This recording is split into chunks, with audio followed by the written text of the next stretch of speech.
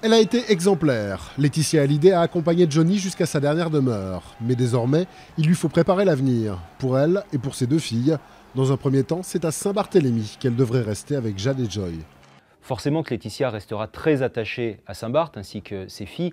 Et il y a fort à parier que la maison, bien entendu, continuera à rester dans la famille et que la maison de Los Angeles, qui est donc finalement plus près de Saint-Barth que Paris, la maison de Los Angeles restera aussi un port d'attache très important pour la famille Hallyday. Beaucoup plus que la Savannah, la maison de Marne-la-Coquette, que le couple avait déjà essayé de vendre il y a quelques années et aujourd'hui chargée de souvenirs douloureux.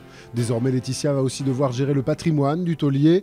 Elle participait déjà beaucoup aux prises de décision liées à la carrière de Johnny ces dernières années. Elle sera la figure de proue de tout l'héritage de Johnny, mais David et Laura, forcément, en tant qu'enfants et héritiers, ont leur mot à dire et puis aussi, évidemment, des droits à toucher. Donc c'est quelque chose qu'il va falloir apprendre à gérer, trouver une façon pour que tout ça se fasse de façon fluide.